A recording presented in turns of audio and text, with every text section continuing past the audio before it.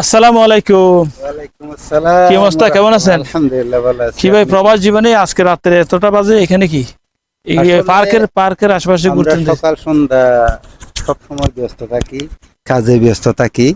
সেই কারণে আমাদের এই বাহিরে আসা যাওয়া হয় না। যখন আমরা ডিউটি শেষ হতে হতে রাত হয়ে যায়, সো তাই আমরা একটু ঘোরাফেরা করার জন্য এই পার্কে বিভিন্ন নির্জন স্থানে বসে নিজের যে কষ্টটা, প্রবাস জীবনের যে কষ্ট, সেটা এই নিরিবিলিতে প্রকাশ করার চেষ্টা করি।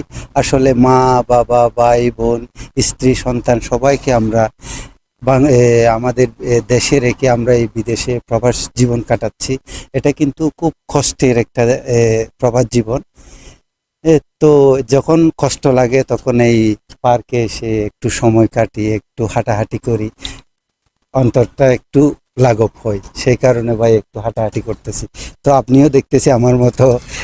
না, আমি হঠাৎ একটু দোকানে গেছিলাম, দোকান থেকে আসতেছি, দেখি আমি বলতে পার্কের দিকে গাছগাছালির একেবারে আমাদের বাংলাদেশের গ্রামের মতো সিনারিটা, আমি বলি একটু গিয়ে দেখি, একটু অক্সিজেন নিয়ে অনুভব করি এবং আকাশের দিকে তাকিয়ে বসে বসে অনুভব করি প্রবাস জীবনের এই সময়গুলো আমরা যে পার করতেছি, এক একটা জীবন। খুব সুন্দর, পার্কটা অনেক সুন্দর। মাঝে মধ্যে যখন সময় কাটে না তখন এসে এখানে একটু ঘোরাফেরা করি।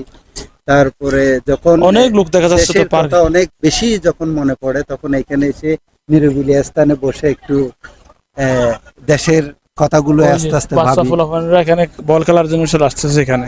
আসলে জায়গাটা অনেক সুন্দর, এখানে মাঝে মধ্যে আসা হয়।